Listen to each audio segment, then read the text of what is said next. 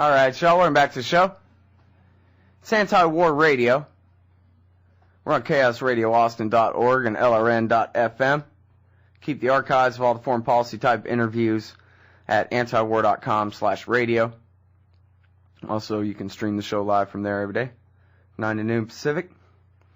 All right, our first guest on the show today is Tom Woods. His website is tomwoods.com.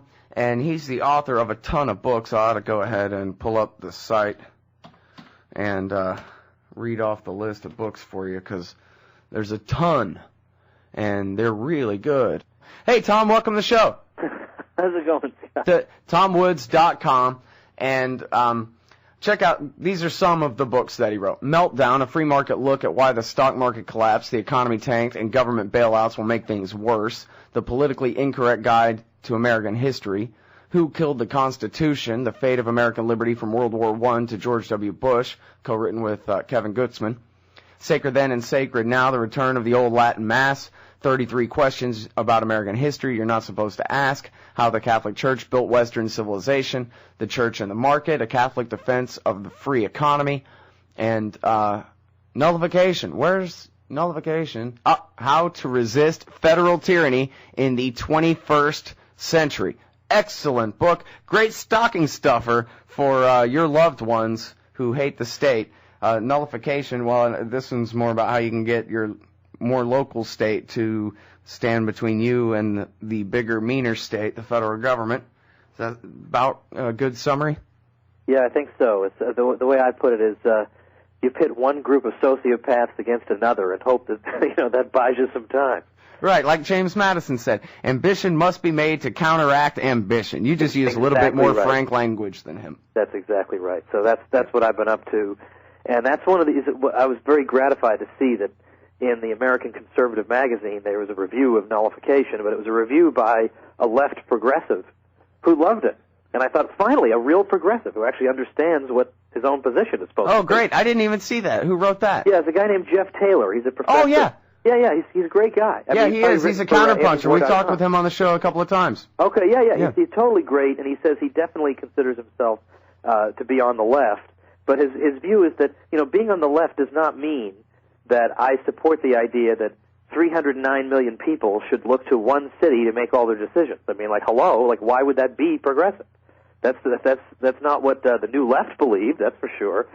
So that's the sort of thing I'm trying to recapture, is this old kind of view that both you can find on the left and the right, from that you see even in the 60s when there were 60s new leftists who were friendly with Murray Rothbard, who even said, probably the best document in American history we've ever had was the Articles of Confederation. That's what William Appleman Williams said. I mean, really. I mean, he was a new leftist. I mean, that's back when, the new left was all about participatory democracy and local control, and, we hate big, giant, oppressive structures. Whereas now it's, well, you know what, I think I'm okay with big, giant, oppressive structures as long as I'm doing the oppressing. And, of course, I don't think of it as oppressing because, I'm a nice guy, so anything I do must be wonderful and great. But that's just how the right feels. Oh, we're all for limited government, except when our man, the Bible-believing George W. Bush is in office, then the heck with it. Then you are some kind of despicable poltroon if you don't go along with what the central authority says. So this is just trying to cast all that aside and say, if we have our disagreements, left, right, center, green, whatever, let's have the disagreements honorably, face-to-face, like real human beings, instead of letting, Mitch McConnell and Harry Reid and all these crooks and losers stand in for us. And especially when you put it that way. And the decisions they make don't satisfy anybody. Yeah, I mean, especially when you put it that way, Mitch McConnell and Harry Reid, those are the leaders of the United States Senate in 2010. Is that amazing or what? These are the best people our country has to offer, Scott. At least to be U.S. senators it is. Yeah. Jeez. Yeah, boy, oh boy, I'll tell you. I got a whole Harry Reid rant, and I'll save it. So, yeah, I mean, this is going on in Vermont, right? There's a big movement to have Vermont secede from the United States and become an independent republic. I guess they'd have a closer alliance with Canada at that point, or what? Yeah, see, now, Vermont is going way beyond even, I mean, they would think that what I'm saying in Nullification is much too timid, which indeed probably it is. that they're not satisfied simply to say, the states ought to be able to resist the federal government in particular areas where it's overreached, but that it ought to just say, look, this thing is obviously broken. Every time you try to reform it, it just gets worse. And you change political parties, and if anything, the civil liberties violations intensify, the wars don't go away, the debt calamity gets worse. I mean, what could you possibly do about it? I mean, maybe after a while you have to just say, forget it. Forget it. This thing is so dysfunctional, so beyond the ability of human beings to repair. What the heck is the point of repairing it? Can't we just live? Why can't... Vermont is probably, it's a small American state, but it certainly would be viable. It could have international trade. There are smaller states in the world that are flourishing. Why, if this is a free country, why is that so unthinkable? Can we get the prejudices that were rammed into our heads in 6th grade out of our heads for just 15 seconds to think about some forbidden alternatives, given that the alternative we live in right now is an unthinkable nightmare scenario and would have been to all the founding fathers. Right.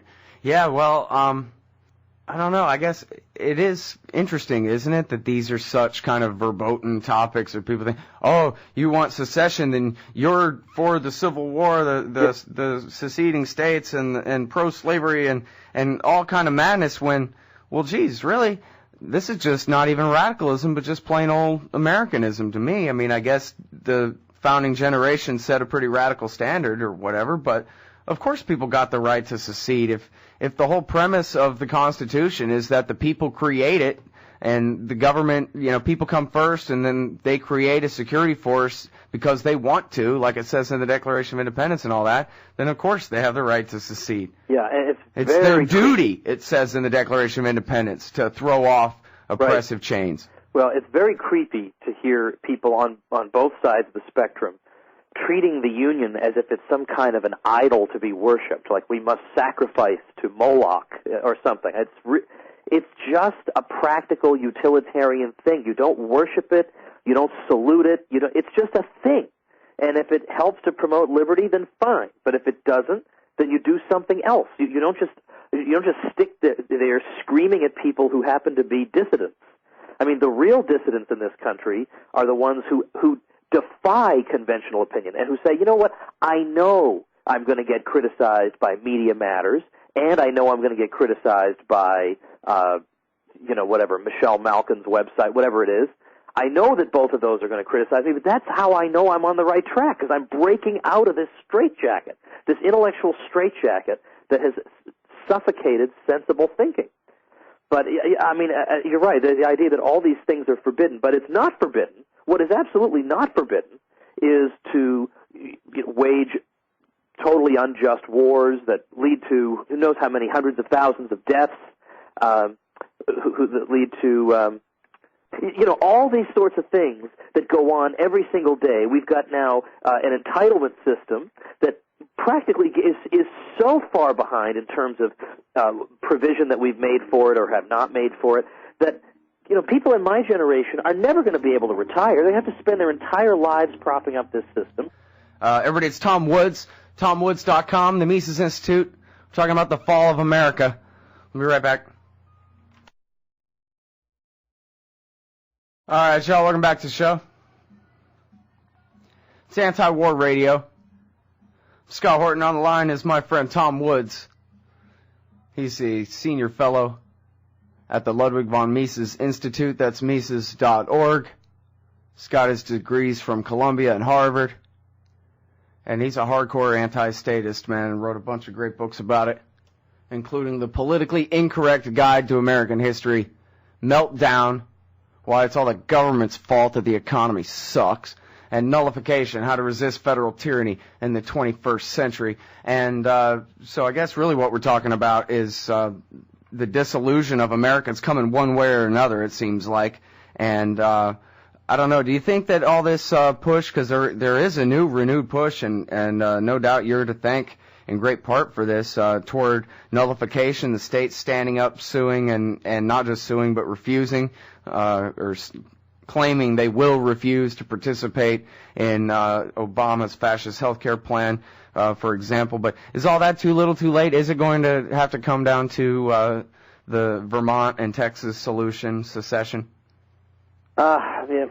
It's hard to say. I mean, before the break, I'm not used to there being a break on your show, but the point I was driving at was that there's so many totally insane things that we take for granted about this system, involving the destructiveness of the wars and the civil liberties violations and the debt explosion and all these other things that are just sort of normal. That this is mainstream America. There's nothing wrong with that. But if you say, well, wait a minute, maybe this is an impossible situation they put us in. Maybe there is no solution. Maybe we just got to try something different.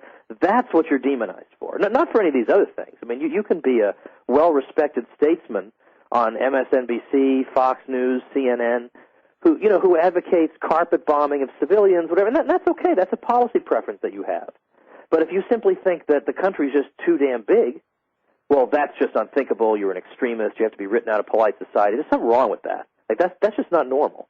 But what will it take? It's hard to know, but I think you're right. I think there is more interest in local sorts of solutions, but it may well be that until the checks start bouncing from the federal government and things really get bad, that it will be hard to get the attention of enough people. I'm hoping that's not the case, which is why I do what I do. But it is encouraging to see these ideas spread all over the place, in spite of the fact that you do get this demonization from the neocons and from the progressive left.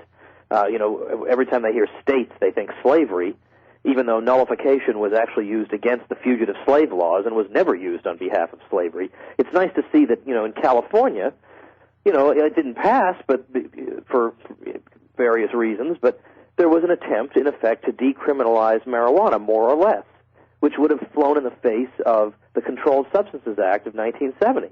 I mean, that was great. That was great kind of defiance. But what's the creepiest thing of all are the progressives who would criticize nullification, even to the extent of criticizing California for trying to do this. Like, you got to just obey the law, obey the law, obey the law. I mean, really, what am I, sitting in a third-grade classroom saying the Pledge of Allegiance? I mean, what about the content of the law? What if it's unjust? Forget about unconstitutional. We know that. Yeah. So this is all very good, but who knows what it will ultimately take. But as I say, I suspect that a lot of people won't begin thinking in this important way. They won't begin shedding some of their conventional thoughts until the collapse of the system is just all around them. Right. Then it's too late, and then they start looking towards authoritarian leadership to get things done. That's what I worry about, is because it is, like you say, here, like Anthony Gregory has said on this show, we got to repeal the Constitution, the Bill of Rights last, and that kind of thing. But that's the part we get rid of first, is now we're even attacking the freedom of the press, the freedom of religion, never mind your right to be secure in your house or get a fair trial or not be tortured or any of the other most important things in our Bill of Rights. We're actually now at the point of giving up freedom of the press over 1 or 2 hardcore weeks worth of propaganda about the scary white-haired Australian dude, and we're willing to now make it a crime for a reporter to let us know about a secret that they found out about. Yeah, and Scott, I mean, maybe there'll be a time when I won't think of myself as in some way being a conservative. I mean, I still sort of think of myself that way because not all of life is politics. And in non-political things, I do, by temperament, think of myself as a conservative. I mean, I lead an extremely square, bourgeois kind of existence with the minivan and the kids and all that. But beyond that, though, I can't imagine that I ever belonged to a political movement that would look at this situation and say, the criminal here is the guy who is exposing what a bunch of exploiting, creepy, disgusting human beings rule over us. We don't want to know about the people who rule over us. We want them to rule over us and kill people unimpaired. So shut up. I can't believe I ever belonged to anything that would say something like this, but that is basically their position on WikiLeaks. We don't want to know about what our ruling class is up to. They have a right. We are born to be ruled. Yeah, we are born to check be this ruled out. over by these people. Check this out, Tom. Tom. Stop getting in the way. Check this out. From the Washington Post, poll, Americans say WikiLeaks harmed public interest. Most want Assange arrested. The American public is highly critical of the recent release of confidential U.S. diplomatic cables on the WikiLeaks website and would support the arrest of WikiLeaks founder Julian Assange by U.S. authorities. A new Washington Post ABC News poll finds most of those polled, 68%, say the WikiLeaks exposure of government documents about the State Department and U.S. diplomacy harms the public interest. Nearly as many, 59%, say the U.S. government should arrest Assange and charge him with a crime for releasing the diplomatic cables. Yeah, I mean, so then the question becomes, do these people even deserve to live in a free society? Yeah, well, the problem is they're going to pull me down over the cliff with them. Yeah. They already are, you know? Like, what's the point of even fighting for people like this who are I mean, seriously, the ruling class must be laughing hysterically in their private meetings. And I'm not talking about private conspiracy meetings. I'm just talking about, at the White House, whatever. They must be laughing so hard at these stupid rubes who, when finally somebody's about to try to take the wool off their eyes, they're scrambling to tie the knots tighter. Get that wool on there as tightly as they can and jump to the defense of people who are ripping them off.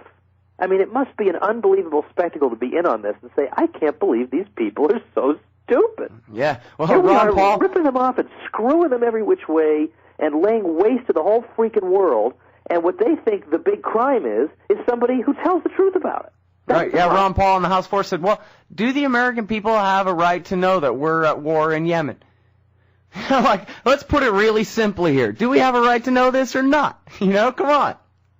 Yeah, it's incredible, which is why, I'm pretty much tired of all this stuff about, there's just too much spending, we got to limit the government, but we need this gigantic empire with with 800 bases all over the world, operating in complete secrecy with security clearances like a million people sworn to secrecy about all kinds of things, not even being told about what's going on, and I'm supposed to stand up and salute that, and then at the same time say, gosh, the government's a little bit out of control. Well, you don't say.